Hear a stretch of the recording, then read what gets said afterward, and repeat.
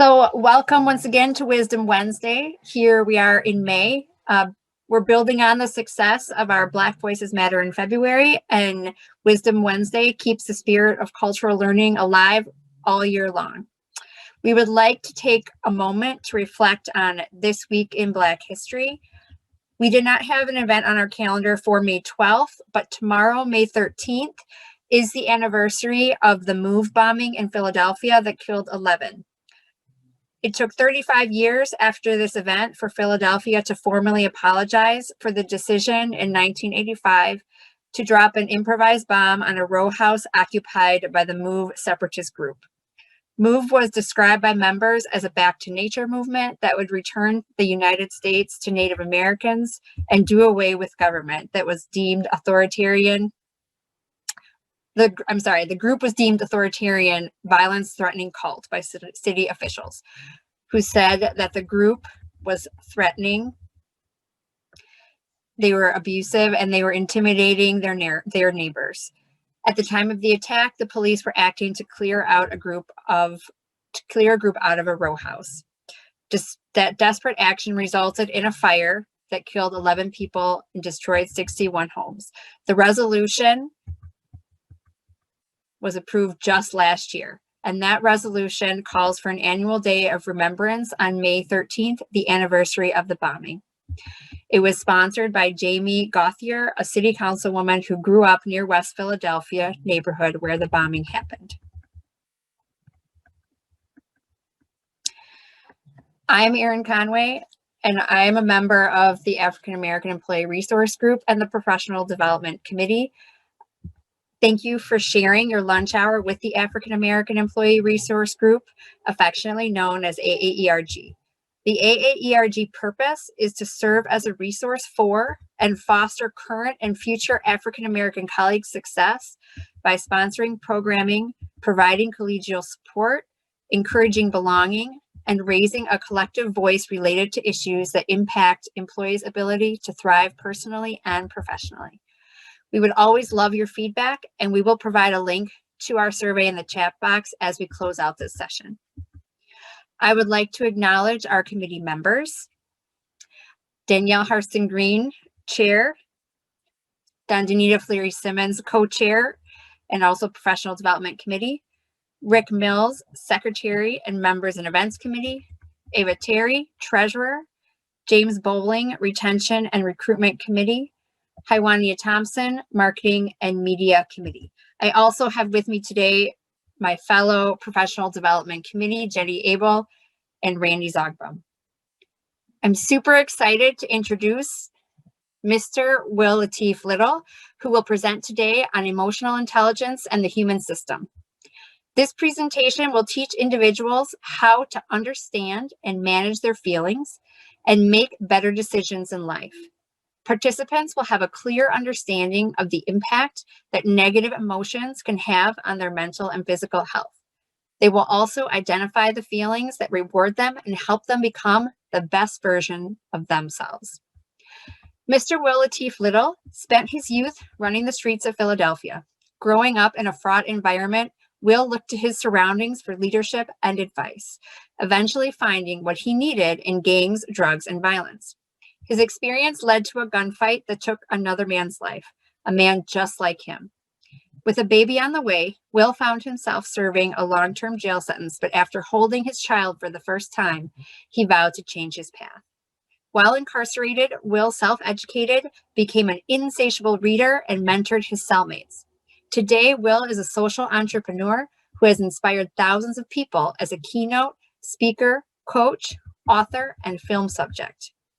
With a goal of empowering his audience to make better decisions, Will is a life transformation expert that engages his viewers with actionable insights to take away and implement in their lives immediately. Furthermore, Mr. Little's film credits include Behind the Bullet. This film explores a side of gun violence that's rarely talked about, the impact a shooting has on the shooter. 4 individuals share how the pull of a trigger changed them emotionally, physically, psychologically, and spiritually in this film. In this critically acclaimed documentary, Will captivates the audience while telling his story of redemption, forgiveness, and personal transformation. And we're so grateful to have Mr. Little here with us today. If you'd like to review his full bio, that will be on our AAERG SharePoint site. But without further ado, I introduce to you Mr. Will Latif Little. Great. How you guys are feeling out there? I have a few things I want to share with you today, and hopefully that it inspires you, opens your mind, brings more awareness to you too as well, and you'll be able to take immediate action if you feel as though something that connects to you or touches you. So I want to get into emotional intelligence and the human system. We know that emotional intelligence has been popularized, and it's been out in the 70s, but it's been popularized in the 90s by Dan Goldman. And for me, I believe I first came into contact with emotional intelligence as when I was in prison. And not really the phrase of emotional intelligence, but just the experience of emotional intelligence. And I believe it was when I watched this movie called Die Hard with Bruce Willis. And at the time, I was kind of fresh in the jail, probably like a year in the jail, still trying to figure out my life and where I was going and what could happen if I'm spending the rest of my life in prison, or will I get a chance or opportunity to come back out and be a productive citizen. So when I was watching Bruce Willis, the movie, one of the actors made a statement, and it stuck to me. And he told Bruce Willis that you're acting off emotions without using the benefit of your intellect. And I was like, wow, it hit me like a ton of bricks. I said, that was me. That's me right there. You know, so I started to look more into myself, understanding my emotions and my feelings, and the reason I became the person I became, because I believe that all of us innately when we growing up, we have the tools, we have the gifts, we have the talents to navigate through life. It's just that we're so impacted by the influences of our environment, our culture, our belief systems, our home, and our peers. And that kind of shapes us, because learning later on that we all become a record of our experience. You know, so one of the things I began to do was the first principle of emotional intelligence, and not even knowing why, that I took this step first, this initial step, and going into self-evaluation, and also going into self-inventory. But this was the first principle, as they have it lined up. Peter Soliver, he has it lined up. The first out of the 4 principles is self-awareness. And that is something that we all lack, especially in the Black and brown community. We lack self-awareness, and that leads to identity crisis. So I was suffering from identity crisis because I didn't know who I was. I didn't know where I was going, what direction I was going in, and what I was capable of, you know, or even trying to maximize opportunity in life. So the first thing I did was say, let me take a self-inventory, because I know that when I was a kid, I wasn't this person I am as a teenager. When I was 7, 8, 9 years old, I was a humble, very introverted type of young guy who just observed and watched and really didn't talk much. So I started taking the inventory check, and I was just looking through my life and my history and seeing the experience of trauma that I experienced and the things that I went through, witnessing the trauma also within my home and outside of my community. And I started to discover how the making of this individual came about, this mindset, you know, and then mixing that mindset within the community I was raised in or growing up in, just spiraled out of control. And I can remember one of the very negative emotional impacts that changed my way of thinking was when my mother got into a fight with her boyfriend. And at the time I was probably 13 years old, got a little taller. I just moved back in with my mother because I lived with my grandmother and my mother because I had 4 sisters. So I was in and out. And my grandmother didn't want me being raised around so many women. So I was back and forth. So when I came home at the age of 13 years old, my mother got into a fight with a boyfriend. And I would see this trauma happens a lot because my mother, she's kind of, she was a rough young lady, didn't take no mess from nobody, and she'll fight men and women too as well. So witnessing that kind of abuse, was traumatizing also, So when I got up and I heard the fight, I jumped in the fight, and then the gentleman said that, you think you're a man now, come on outside. So I was like, yeah, I'm going outside. Mom said, don't go outside. I don't want you going outside. He's drunk. Don't go outside. He has a gun. I don't want you to get hurt. I was like, no, I'm going outside. It's got to stop. So when I went outside, he gripped me up my shirt, threw me against the wall, pulled out this 38 Dillinger that he always carried and put it right in front of my face. And told me don't ever jump into a fight with him and my mother again. So at the time, I was just stuck. I was just watching, just looking. I was really angry. I kind of blacked out. At the same time, the first time I experienced a blackout, I kind of blacked out. My mind just went to, when I get older, I'm going to kill this guy. That's my mind went. And after that experience, he let me go. I went upstairs. My mother asked me, was I all right? And I said, yes, I was all right. But I really wasn't all right. Because that was a very traumatic experience that I had. And what that did was shape my mind to fear nothing, not even death, So that kind of trauma, that kind of emotion, that kind of thought process kind of directed my outlook and my vision of the world that I was living in. And growing up in the streets of Philadelphia, where it's a lot of mafia related, not really gang related, but mafia related mentality, violence, drugs, and everything else. It kind of shaped the world I was living in, and not knowing where I was going, spiraling out of control, not really having expectations of life after the life as far as reaching 20 or 21 years old, because you've seen younger guys that you went to school with was dying and getting shot too as well. So you thought that would be your end, or even prison. And fortunately, it wasn't death, but it was prison, unfortunately. And when I was in there, I sat in my cell at that moment after seeing my son for the first time. 9 months later, I began to reflect on my life. Like, what do I want for him? So he kind of became my why.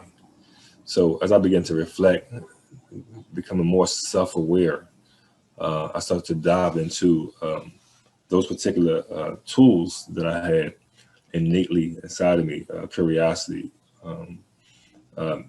remembering things, being more creative with my life, having a better outlook on myself too as well. And once I began to see those things, I began to believe that I was capable of changing, transforming my mindset, and that was one of the most important things I could have done, especially in that kind of environment, where it's only conducive to negative energy and raw emotions, with inside that kind of rough prison. So I knew if I was going to change anywhere, I couldn't wait till I got out of prison. I had to do it in this particular environment where there were so many raw negative emotions that would challenge you, that would challenge your thought, that would challenge your belief, and that would challenge, if you said that you wanted to change your life, then this is the opportunity will show you that you are capable of doing it. And as I began to reflect on myself, I began to discover like who I truly was. I began to discover what I was really truly made of, and that I knew that there was a better man embedded inside of me that was dying to get out. So self-awareness was the key, the emotional intelligence, whereas though I began to understand my anger. I began to understand my fears. I began to understand my guilt as well, and the sadness, the loneliness, understanding all those negative raw emotions, and being able to confront those things, confront those feelings, confront those emotions inside of me. Look at those emotions and discover where they are coming from and why they exist, and then begin to change them with healing. So this is some of the things that I talk to individuals about, because I know a lot of us are impacted by trauma in one way or another, with verbal, physical, mental, and emotional. trauma. And some of us still suffer from that from our youth as adults today. And many times when I have these classes on emotional intelligence and I ask individuals to write down something that traumatized them when they were younger, that is still affecting them today, 100% of the class writes. Most everyone in the class writes something down that they're still being affected by that. It's traumatized them in their young age. Not even just the recent things that's going on, and probably happened in their 20s or 30s or 40s, depending on age, but in their youth, when they was 12, 13, 14, 15 years old. So the thing is to allow people to confront that, because a lot of us run from those particular raw emotions. A lot of us try to bury those feelings. A lot of us try to negate those feelings, or a lot of us try to become emotionless, dehumanize ourselves. And that's one of the things I was doing as a teenager on the street, witnessing all the things that I was witnessing, doing the things I was doing. I was trying to avoid my emotions, basically, so I dehumanized myself. But when I began to dig deeper into that self-awareness and confront those negative emotions and raw emotions, it birthed a new feeling of love, of care, of self-worth, identity,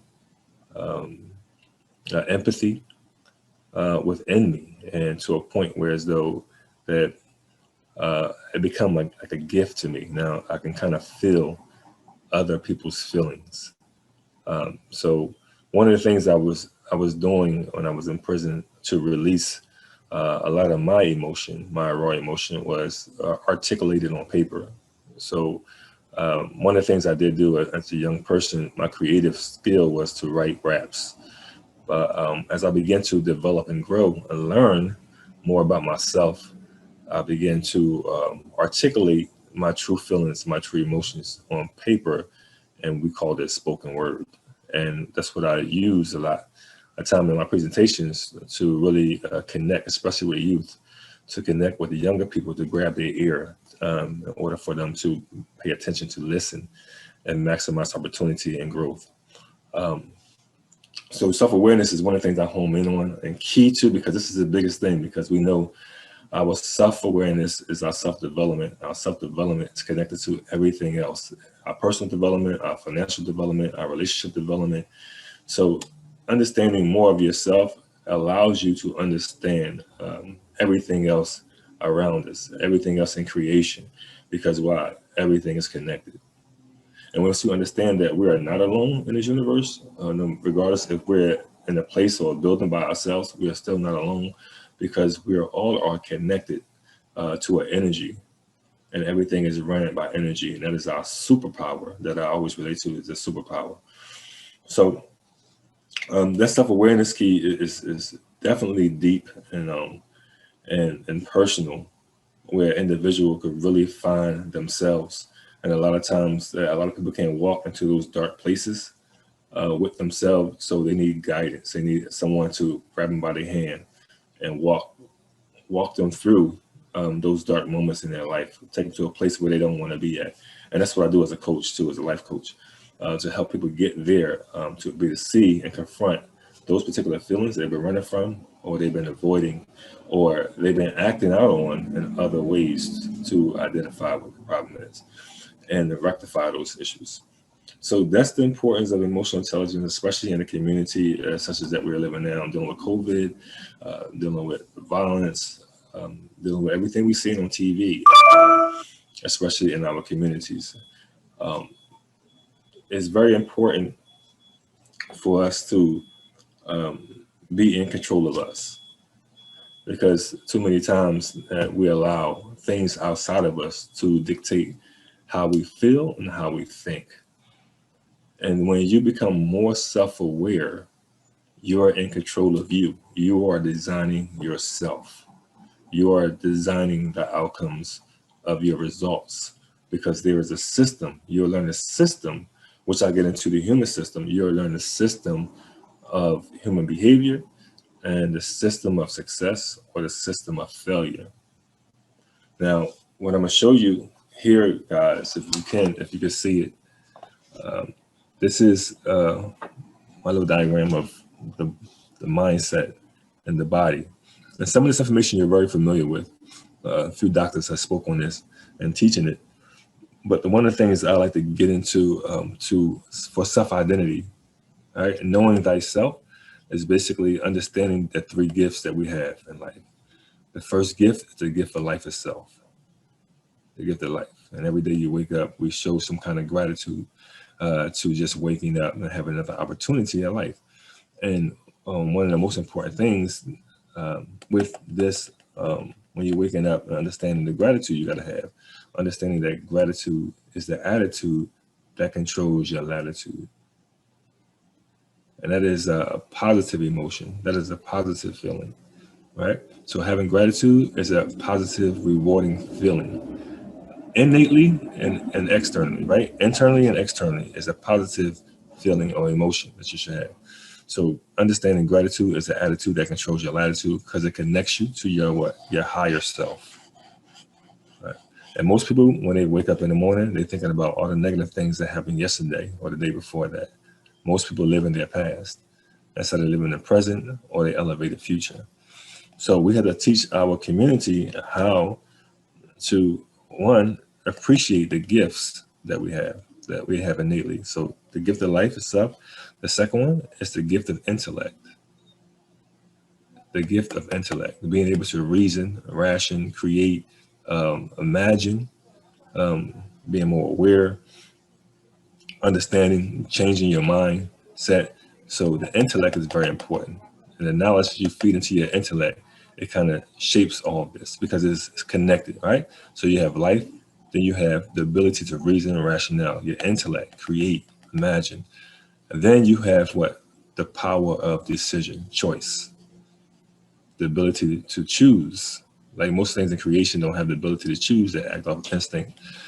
But as humans, we have the ability to choose what? Make the right decision.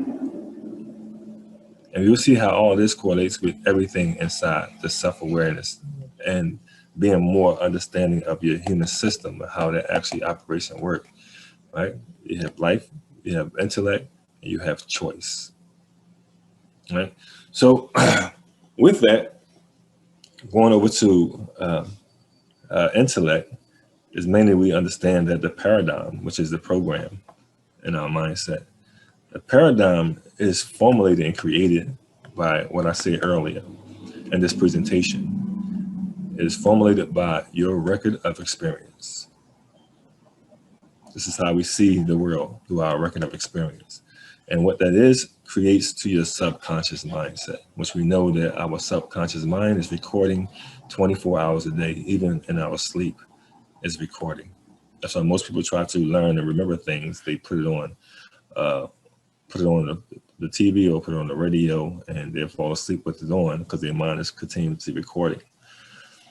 And then this is the subconscious mind picks up everything first. The subconscious mind picks up everything that you see first.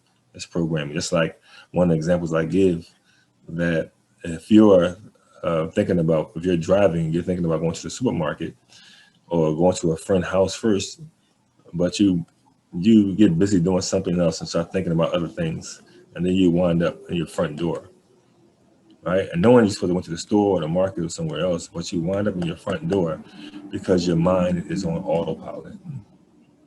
Your subconscious mind has took over and has taken you home, right? So we're able to pick up, that's the reason why we're able to do cryptograms. One of the cryptograms I used to do when I was younger, a mind puzzle, whereas though you figure out what words or letters are missing in a cryptogram, and just by your vision of seeing the words, the words are already formally on a page the letters already formally on a page that is missing. Why? Because your subconscious is already programmed to that particular word.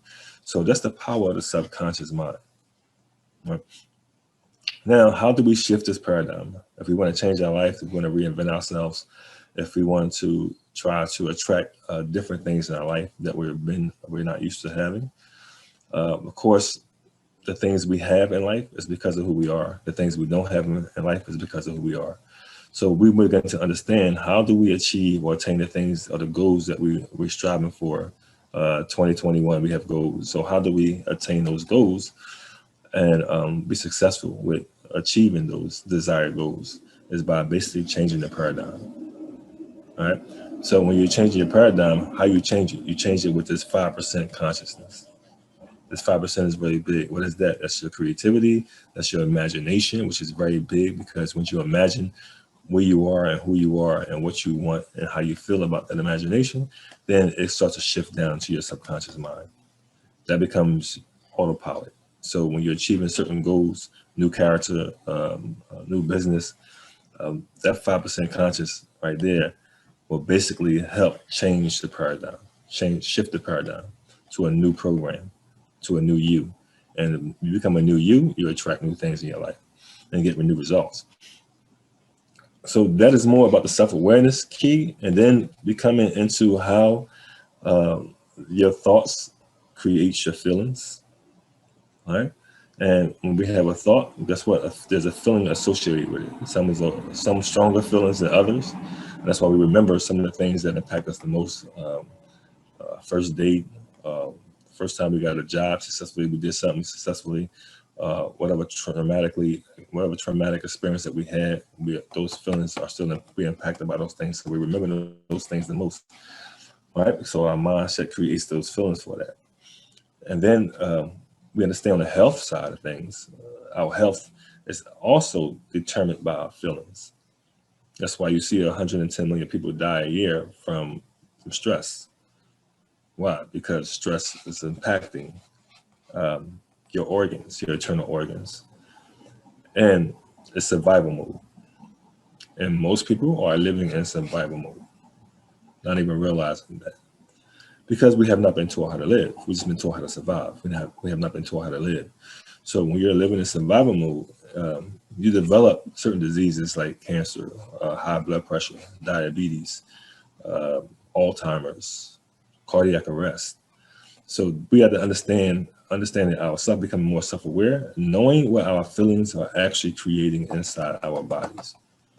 Because your body has a self-healing mechanism in it. Once it's working and connecting to all its organs together, it's called homeostasis, whereas though the body's evolving, it's healing and it's growing. So become more aware of what your body is doing or what your body is going through based on your thoughts and your feelings, your emotional intelligence. And that's one of the reasons why emotional intelligence is very important to understand, know, and implement in your life to create an epic life for yourself. And once we understand that now, our thoughts create our feelings create what? Our emotions. What are our emotions? Our emotions are part of our outside world. Our feelings are part of our inside world. And once you understand that we live in two worlds and not just one, most people they only exist in one. That's the outside world, everything outside of us. But we actually live and exist in two worlds. And what world is more important? The inside world. That's why self-awareness is key, because your inside world is more important. Your inside world attracts what's on the outside world, not the outside world attracts what's on the inside world. And that's how a lot of us been taught to live backwards, because we go in the outside world trying to fill the voids on the inside world, but we only get temporary fixes. And we understand the difference between fixing something and solving something. Fixing something is temporarily, solving something is permanent. So we need to solve the problems that we are having internally in our life. That way we can attract the things we want externally in our life. So emotions are basically the energy that we conjure up to manifest what's in our thoughts, what's in our feelings. So it comes on the outside world. So you see expressions on people's faces, whether they're sad, happy, angry, excited. It's part of the expression, energy, and motion. What we do with our hands and feet, how we build, how we can destroy, or how we touch, move, and inspire people. Basically, it's on the emotion. So what is that? It's energy and motion. We understand that our feelings create a certain kind of energy, and if we're really angry, it creates a whole lot of testosterone. We're angry, strong, we're in survival mode. We could probably lift up a whole building everything else. Or if we're excited about life, we can just do anything we want to do because we're excited about it. I'm excited about this conference. I'm excited about this event. I'm excited about that. So therefore, you have the energy and inspiration and motivation to do and get through any obstacle that's in front of you because you're excited about the thing. So our emotions becomes our energy that creates and manifests what's inside of us. So what it is, what we call basically, we call it manifesting what's inside to the outside. So when we get into that, now we're understanding the whole human system. And that first principle is self-awareness. The second principle is self-management.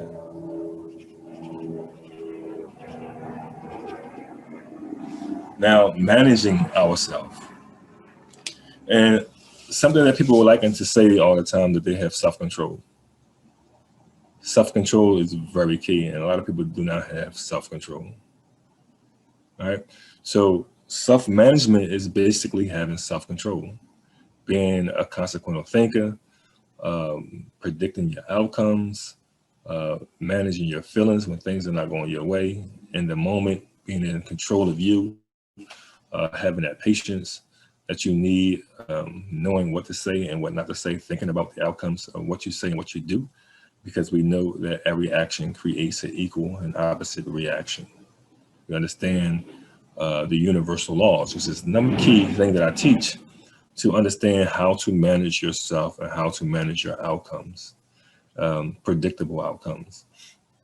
Now, we like to say that we can't predict the future, but we understand that certain things create certain things, right? I know if I have this pen in my hand, this marker, if I let it go, it's going to drop to the ground every time I do it. Why? Because it's the law of gravity. So we can predict that, if I let this go, it's going to fall. So basically the same thing about your life. Certain things that you do in life create certain outcomes.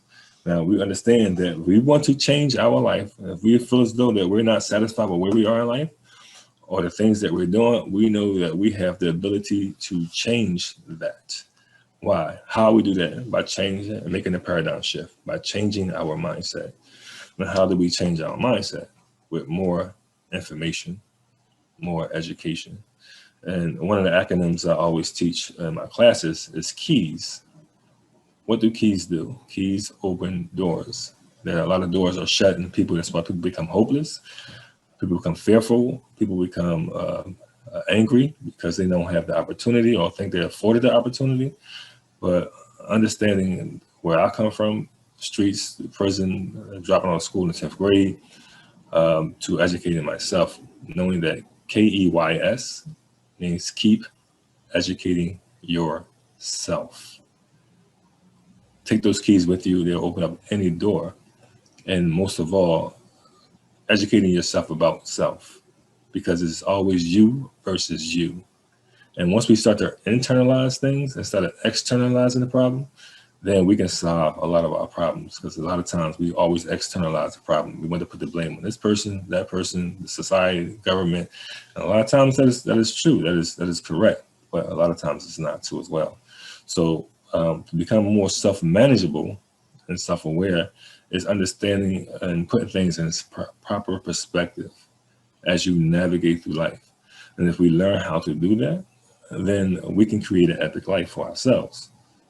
Learning how to navigate through the trenches, knowing that in life, with the mindset, using our rationale, innately we are born with the ability to figure things out. And that's understanding your mindset, knowing how your mind works, your intellect works. We'll go through problems all through life. Problems are not going to stop. And understanding that what are problems? Being aware, more aware of problems. What are actually problems? A lot of problems that we have, we create ourselves, and they're not really problems per se, but it's things that we create that put blockages in our own path, in our own pattern. And problems are either two things, something that goes against your happiness or something that challenges you to become greater. That's how we look at problems. Something that goes against your own happiness, and you discover you decide what makes you happy and what makes you sad. So it's kind of personal when it comes to that. But the other problems are the things that challenges you in life, and you can still benefit from both of those things, right?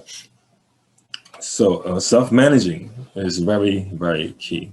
Now that we become more aware of ourselves, our skills set, our mindset, our gifts, our talents, and discovering purpose. Another thing we have to discover purpose. What is your purpose in life? What is your purpose in existence? Why are you here? It's some of the questions that we don't ask ourselves. Another question that I ask my class: who are you? Right? Identify yourself. And if I ask you, like, if you're a teacher, what do a teacher do? Are you a ball player? What do a ball player do? Describe a ball player. Most people can describe those things. I'm a construction worker. I can describe what a construction worker can do, what is the detail of it. But when I ask you a question, who are you? Describe yourself. Most people give character. I'm a humble person. I'm a nice person. I'm a talented person. Most people say, well, I'm a black person, a white person. Oh, they just externally describe themselves. But really to identify who you are as a human being, now you got to go a little deeper. Now you got to dig deeper than yourself. And that's when you become more self-aware, when you go take those deep steps. And sometimes it's dark for some people because they've never been faced with the challenge of asking themselves, who am I really? So we have to ask those kind of questions because we know through appreciative inquiry. Appreciative inquiry is a class I took in Ohio. Very powerful class. Instructor John Berghoff created appreciative inquiry. And he uses it to scale businesses all over: Facebook, General Motors, places like that. It's only probably like 200 of us have that certificate for appreciative inquiry. But with the appreciative inquiry, it basically allows you to dive a little deeper with the questioning to get a great answer out of an individual person who probably wouldn't think that deep normally. So when you think that deep within yourself and understanding who you are, you can start identifying who you truly are, opposed to what society made you to become or to be, or what your parents made you to be, or what your peers made you to be. Because we know when we lack self-identity, we create characters that fit in different rooms, right? So we have many versions of ourselves. But what is the best version of yourself? Identifying what is the best version of you, or creating the best version of you. And that way, that version of you can fit in all rooms, no matter where you are in the world. That version of you can fit in all rooms. Why? Because that's the best version of yourself.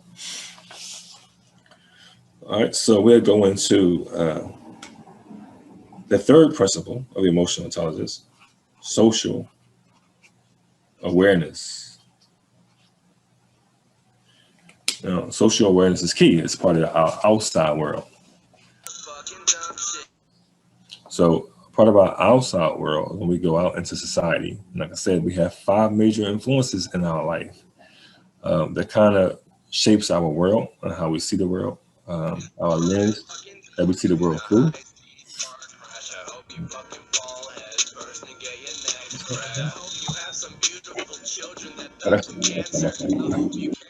That's one of you guys, I believe. Do you mute your phone? With your phone, who it is? I believe. I don't know who it is. So we get into social awareness. Social awareness is more so understanding society. I said we have 5 influences in society, which is peer pressure, our homes, our culture, society itself, families, culture, peers, our belief system, and our experience. All right, those are 5 major influences in our lives, and they kind of direct us. basically, and become more socially aware of what's going on in society, what you're being impacted by, what you're seeing on the news, what you're seeing on social media, what's going on in your immediate environment and community, what's happening, because we understand that, like I said, everything's connected. So everything that happens around you and your surrounding affects you in some kind of way, whether it's mentally, emotionally, or physically. It affects your human system. What's affecting us, what's affecting our peers, affecting our family members, our friends, being more aware of their feelings and their emotions, for your coworkers, your children, your neighbors, what is actually going on with them. So to become socially aware, it's become just knowing how to navigate through that too as well. Knowing how to deal with people on where they are and meet them where they are to help them elevate or help them grow, or even diffuse the situation that you may run into, a situation of road rage. Just understanding the environment. If it's an uproar, if there's riots going on because of some social injustice, just being more aware of what's going on. So that social awareness is very, very key to how we navigate through the land, how we navigate through the world, or the places that we decide to live and reside at. Also, the fourth principle is empathy. Having empathy in situations where as though it's dealing with family members, friends, co-workers, neighbors, having a level of empathy where as though you meet a person where they are, especially as a teacher, acknowledging and recognizing that the person you're dealing with, their experience and what they've been through, what they're feeling at the time, what emotions they're expressing, and also being able to meet them where they are. Now, I just did a training with an organization here in Philly called Philadelphia Anti-Drug, Anti-Violence Network. And what was important in this training was the fact that teaching them emotional intelligence, how to be able to manage themselves while doing the work, because they're response teams, how to respond to shootings, people who got shot, people who are in stress, distress, people who are been traumatized by certain things. And we know that when we're working or doing a service to a community, we are affected also by the individuals who we're trying to serve sometimes. And we need to detox ourselves from that negative energy. When we learn how to detox ourselves from the negative energy, that will be to clean ourselves up even more, and that way we'll be more fit to go out in society to impact more of the community. But if you're a hurt person, rarely hurt persons can really help somebody, and mostly hurt people hurt themselves or hurt other people. So we know heal people. We know happy people help people. So these are all dealing with these emotions that we have. And like I said, most of our emotions are either of two things: negative emotions, fear, anger, sadness, depression, anger. They are called to response. They're a call to action, basically. So when you feel these type of feelings, they're a call to action. It means what? Do something about them. And what you do about those emotions, you identify them, and you confront them with emotional intelligence. And as you confront them, you're able to either solve them, or either let them go. And we know in society that we've been raised and taught to, most people, they try to control the things they can't control and let go of the things they can control. So we have to learn how to let go of the things that we can't control and control the things that we can control. Basically, our excitement, our love, our surprises that we get, the good surprises, basically, are actually rewards for what? Making the right decisions. We're right back to that choice, making the right decisions. So we understand life, understand intellect, we understand the choice. And that kind of creates the outcomes in our life. And what I always say, one of the chances I'll use to say, what we think is what we say is what we do becomes habit, what becomes habit determines your character, and your character determines your future. That's a quick way to just understand the emotional intelligence and the human system. And actually how that system works is what you think is what you say. Is going to circle. What you say, what you do becomes habit. What becomes habit becomes your character, and your character determines your future. Now, we know that when we do certain things and we create, we have a thought, we have a feeling, we have an emotion, we have an action. Every action creates an equal and opposite reaction. That action creates a result. Now, depending on the result, it affects our mood, right? So if we have a successful result, then what? We feel excited, we feel happy. And guess what? We're ready to do it again. We charged up to do it again. So now we have another elevated thought process. All right, I can do more. I can maximize opportunity. And you start doing more and more and more. And you continue that elevated thought. Why? Because we're all in the pursuit of happiness. But on a flip note, when you do something and you feel as though you fail, which is failing forward is a good way of thinking about it, or you feel as though you want to give up, or you feel hopeless and something, or you feel as though you can't do it, you have doubt, right? And then you have that feeling after that action, then guess what? You don't want to try that again. You want to give up. You become hopeless. So the same cycle continues. The same cycle of hopelessness, sadness, and depression happens. So we have to really change that cycle of behavior and thinking with emotional intelligence. So individuals can know how to really dig deep within themselves, discover who they truly are, and make the better decisions that create the great outcomes in their life. Understanding they can predict the outcomes in their life. We are basically, what word I'm looking for? We are all self-made. We are all self-made, every individual. If you're successful or if you're not successful, then we are all self-made. Why? Because we create our own outcomes by the choices that we make in life. And we know that 56,000 choices we make a day, 56,000 decisions we make a day. Most of the decisions are the same decisions we made yesterday. So most of us live in our past. And we have to really discover how to live in our future and live in the moment of the presence. And once we discover that, we're able to navigate better through life. And once we discover that, we are able to become the best version of ourselves. And once we're able to do that, we're able to teach other individuals how to do exactly that with instruction, with direction, giving those keys to open up doors to keep educating yourself in a manner. So we just ran through the 4 principles of emotional intelligence. Self-awareness, like I said, is very, very key, very, very deep. And it's a lot of work because I know a lot of us have a lot of layers on us. I had a lot of layers on me, the experiences I had in life that I had to peel like an onion.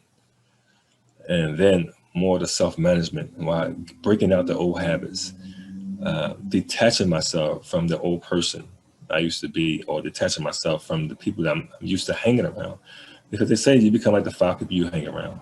We know association breeds similarity, or if a birds of a feather flock together. Why? Because energy transcends. You understand that our superpower is our energy. And energy transcends regardless of where you are in the world. That's why you have 2 people can connect, come from Paris, you can come from Egypt, and you meet in America, and you have that connection. What? Because what is love at its core?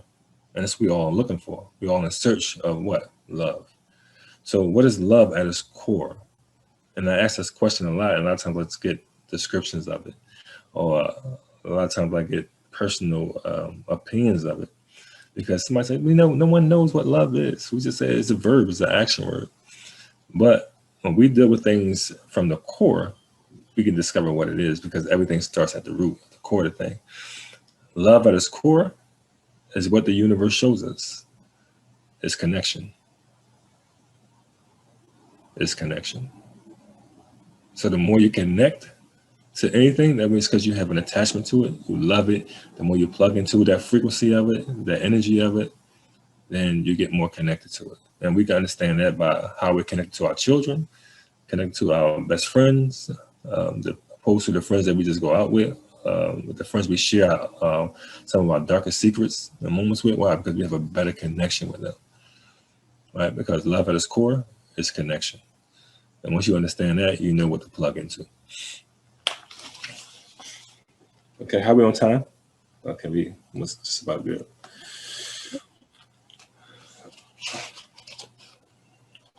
Okay, yeah, we're close to sort of transitioning into our, I'm just gonna say we're close, you're right, to transitioning into our Q&A time. Okay. But if you have kind of a sort of a final sum up for those of us who will be leaving at 1, because not everyone's able to stay for Q&A, I think that would be great. And then we'll officially move into that part. Okay, so just briefly, just going over the emotional intelligence piece, like I said, self-awareness, self-management, social awareness, and empathy are the 4 principles of emotional intelligence. What I went into is the human system, understanding the neuroscience of the mindset and how we hack our brain for success. What's going on internally in our inside world, understanding that we have 2 worlds, inside world and outside world. And what's in our inside world manifests our outside world, attracts the outside world with the law of attraction.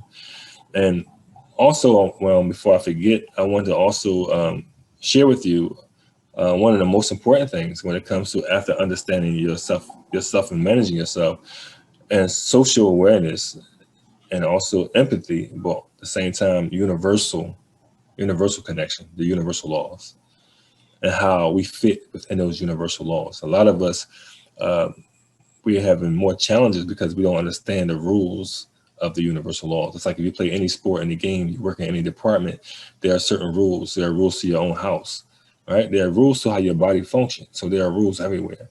Just know there are rules in the universe that we must abide by. So karma, which we're more familiar with, is one of them. What comes around goes around. So based on what we put out in the universe, comes back to us. Right? What good energy we put out in the universe comes back to us. What negative energy we put out in the universe comes back to us.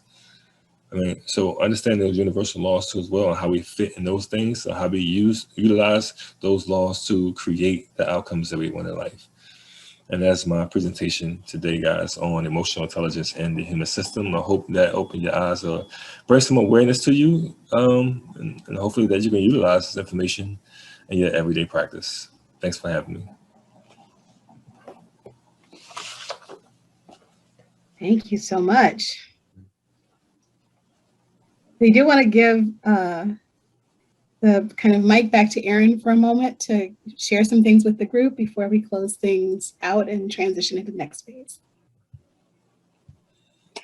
Thank you. So you will see just sort of our housekeeping business that the survey is in the chat, right? Please go in and let us know how this was for you and the kinds of things that you're going to apply to your work moving forward. We're really interested. It helps us select future speakers. As we transition over it, thank you again, Mr. Little, for spending this amazing hour with us.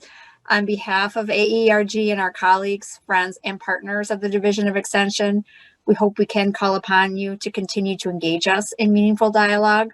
I know I'll be thinking about what I just heard in another training about developmental relationships and the kinds of things I need to do as a supportive adult alongside the self-awareness that you spoke about. I'm sure everybody else took away pieces specific to their work as well. As a reminder, full bio and recording of the session will be found on our SharePoint site.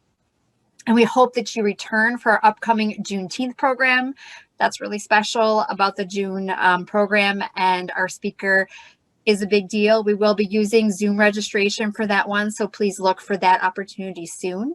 And I'm going to get a slide up for that so that you can see exactly who it is, because it is a very big deal for us. And I'll just share, because I've been working with her a little bit. This is Dr. Maya Rockymore Cummings. She's the wife of the late Elijah Cummings. And so we have been in contact with her and asked her to really come and share her expertise with us on next month. So we want people to kind of be thinking about that. Go ahead and register as soon as the registration comes out. We know that that's going to be a powerful hour with a very well-connected person to the civil rights movement. So in that respect, we're having her to kind of counter-serve in lieu of a Juneteenth, because Juneteenth this month, this year, will be on a Saturday.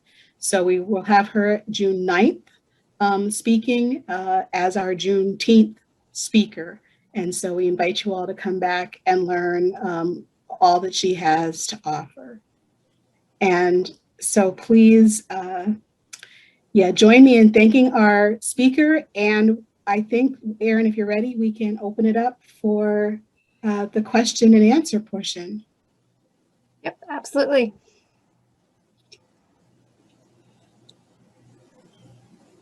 And for those of you who are leaving us, thank you for your lunch hour.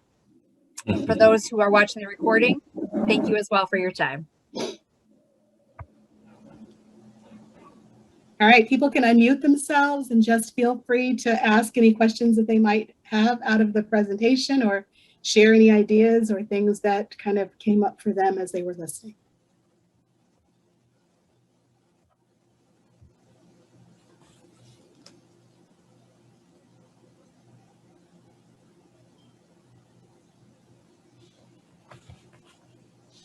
I mean, I guess I wouldn't mind, Dee, I can kick it off. I would love some follow-up to sort of what I alluded to as my pearl that I am taking away today. And that when you are coaching and you're in that role, do you have like a top 3 strategies, in terms of like building that relationship out, helping the people you're working with to build that self-awareness you speak of?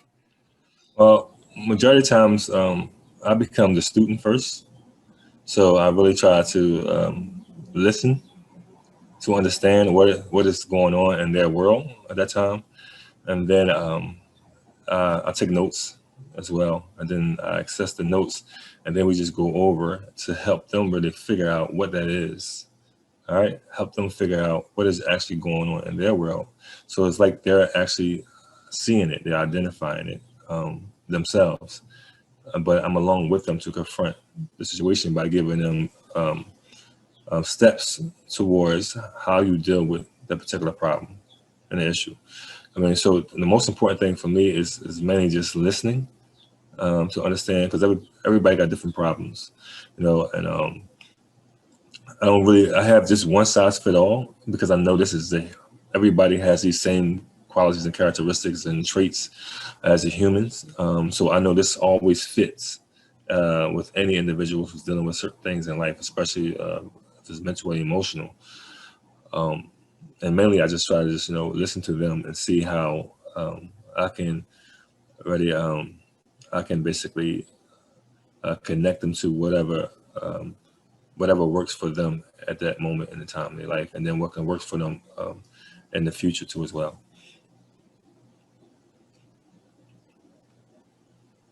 Did that answer your question? I have a question as well. So you were sort of literally a captive audience when you came to the place where you kind of had to think through how you wanted to approach the rest of your life. Right. When we're working with kids that are hurt and traumatized and in rough spaces, how do we, without needing to, lock them up or things like that, how do we get them to the space where they're able to start to think about themselves and how much they have power over their futures?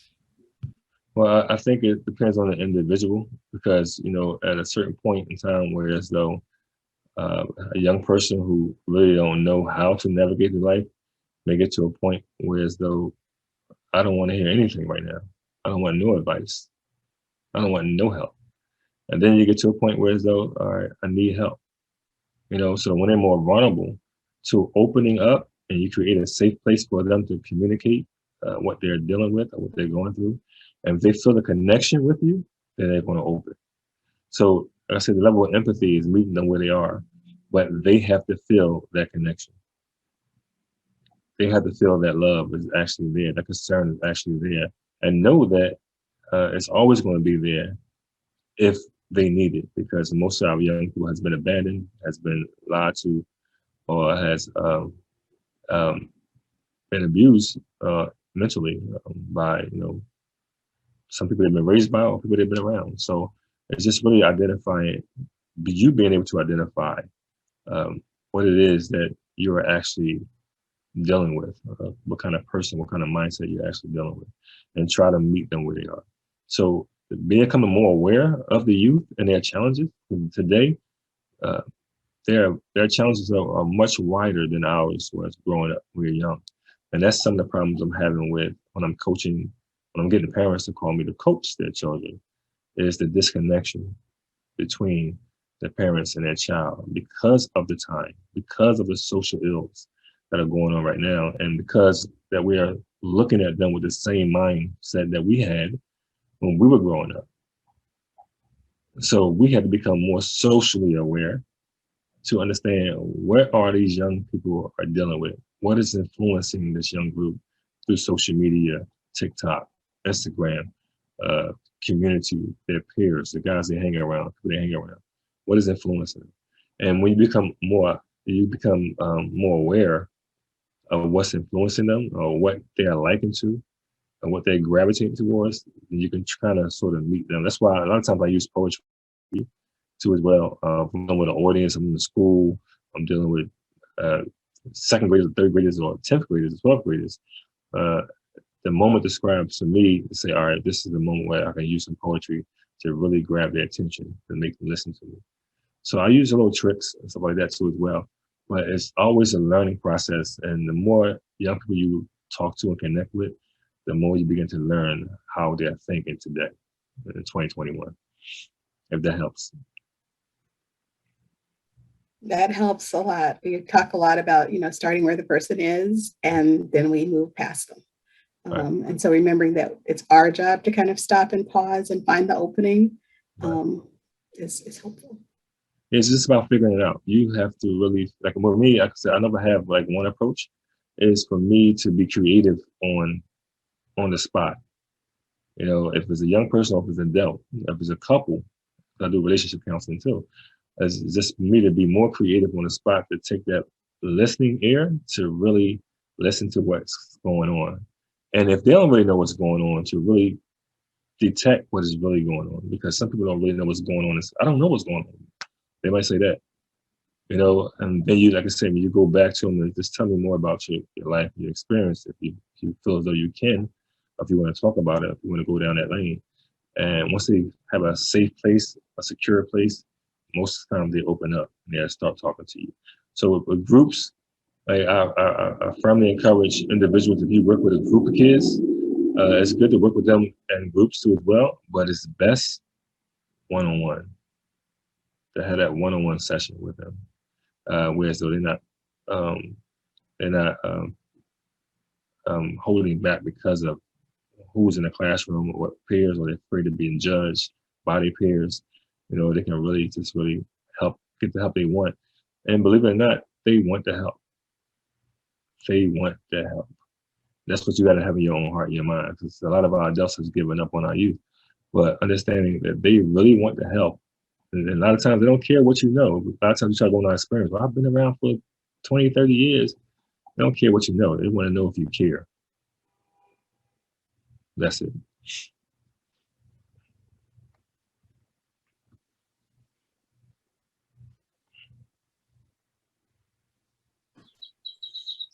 Everybody, good afternoon. This is Takia. How you doing? Well, Hello. Thanks for the invite. So I'm listening to the question that was just asked, and it's crazy because I'm like really going through something right now as a parent with my 13-year-old, and I feel like I keep trying to build this connection with her, engage in the things that she likes to do and stuff, trying to be like me, so keep her around the environment and stuff that I'm now trying to be around and everything. And it's like it's still just this constant pull and whatnot. And it's like, well, how long or what more do I need to do to rebuild that connection that I don't even know, where, when, or how it got severed in the first place. And then to have a child that just completely shuts down, even when you're getting them to help, you provide them the help, the therapy, or whatever it is, and they just shut down. So it's like you don't even have a pinpoint of where to even begin at, because there's no communication even on their side. You know what I'm saying? So like, how do I deal with that? Because I'm really burnt out, like to the point where this morning I was ready, and you've been to my house, so you see how my son acts and everything like that. And it's really mainly my oldest, which is 13, and my youngest, which is 7 and whatnot. And I'm starting to feel like, he's following behind basically what she's doing, the trying to run away, the shutting down, the disrespect and everything. And I'm just like, yo, I'm doing everything that I possibly can. And every man, I've always been doing everything that I possibly can in every manner. And even now I'm doing much, much more. And I'm not getting, you know, the reciprocated appreciation or respect or anything. And I'm like burnt out. Like, I'm like, if y'all don't want to be here and y'all can't, you know, abide by the rules, y'all not being abused. Y'all get what y'all want. Y'all get a lot of leeway. I'm trying to meet y'all halfway. Like, y'all could go where, you know, they ain't gonna do none of that. Y'all gonna have the little of the little. You're not going, you might experience not eating for days. Like, and I know these things because I was a product of the system.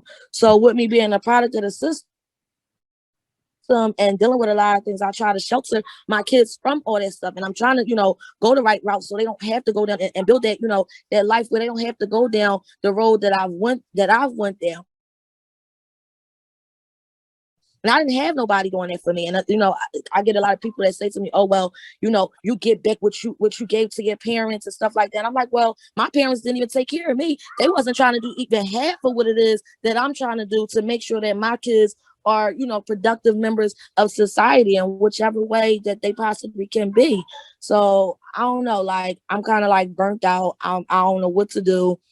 And I feel like the system, you know, it's hard to get, especially right now, it's hard to get the help and assistance because of staffing. They always talking about overturn, or it's a matter of billing with insurance. Like, it's just so much. And I just feel like my back is against the wall and I'm losing the fight. I'm losing the battle. But one thing you have to do is just I'm losing learn how war. to be patient. You have to be patient with it. You know, they are your children. And most cases, that's a situation with a lot of parents where as though they don't have that connection. And I think a lot of times that you can say something to your child and someone else will say the same thing and they'll get it, right? But it's just that the perception they have of their parents. A lot of children have a certain perception of their parents and their parents have a perception of them. You know, so that's where the bridge is not being, that's where the gap is at, basically, right? So if you know that you can find someone to probably and talk to them, then go get the help, get someone else. And that person probably reiterate the same thing you're saying, and your child will get it. It's all based on perception, how our children see us. And we don't realize sometimes how our children see us, but we never ask that question. You know? So there is something definitely going on with her. And our job is to just figure that out. What is actually going on with her. And they have enough patience to do that. And so just trying to find the help. Like you said, there's not, the city ain't offering too much help because a lot of them really don't know what to do with themselves. Their hands are tied up to it well, and they're trying to figure out certain things. And that's why I'm trying to implement or teach them about emotional intelligence, the importance of that, especially for this emotional city that we're living in. You know, and I think a lot of them are getting that. If you can, bring her out to the event on May 20th, the Forgiveness is Freedom event. Okay. 23rd in Snyder, 6 o'clock next Thursday. All right. Bring out Yeah, to I'm that definitely event. coming. She'll definitely be impacted. She'll definitely be impacted by that. And then you may get a chance to we had to talk to some of the females there that will actually be sharing information too as well. Okay. Okay. Yeah, because last thing is, like, you know, in my particular circumstance, like, you know, certain people that I even expected, like family and stuff like that, to be there, whether it be like my parents, who I'm still trying to reconnect that relationship with, that she tends to, like, she gravitates to them, but in the same token, those people like them, or, you know, her father and stuff like that, it's like they kind of parent against me. So when you talk about the views that, you know, she may have on me as a parent, I feel like those views have come from other people, impacted her and giving her that view of me, even though she clearly sees, you know, it's something totally different than what they are saying. I'm just saying this. Don't give up, because yeah. So I'm definitely going out, because I told that.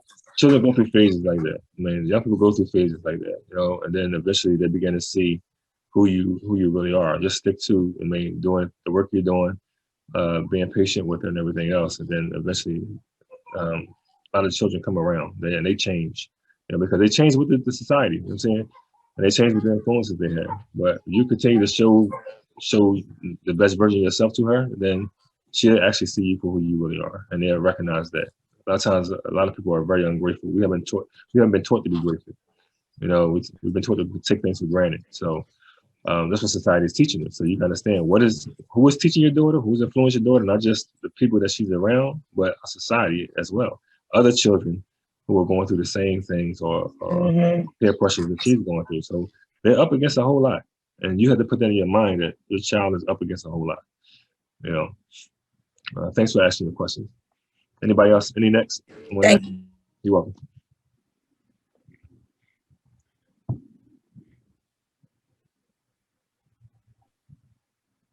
Thank you for that, Will. You're welcome. And thanks for participating with us, Takia. Are there others that have questions that maybe the adults or young people that they're working with in their program areas that they have questions about how to approach? Okay,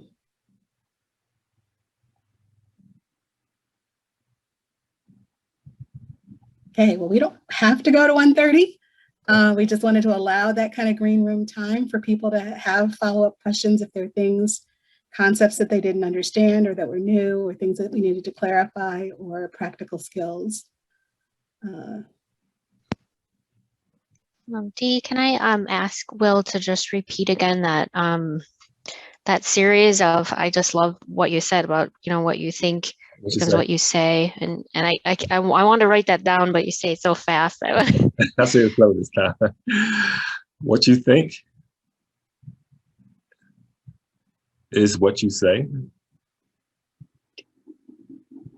What you say is what you do. What you do becomes habit. What becomes habit becomes your character. And your character determines your future.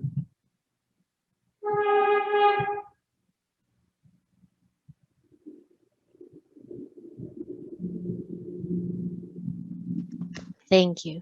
You're welcome. You're welcome.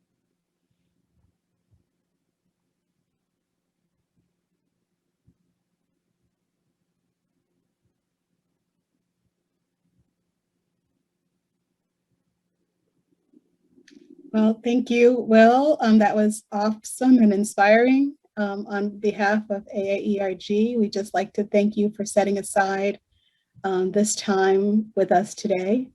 I was with Erin in the meeting that she just spoke about, and we were talking about developmental relationships and how sort of above everything else scientifically, we know that those are the things that have the most impact on people's lives. And so learning how to be in the right space to have those best relationships is a really important thing for us to consider. I also really felt that there was a self-care element of this. It was a soothing presentation, and we could really stop for a moment and just think about ourselves and our habits and the things that we are doing and perpetuating and may want to change in order to be our best selves. So I appreciate your time with us. You're welcome. I appreciate you having me. And I hope I met your expectations, everyone.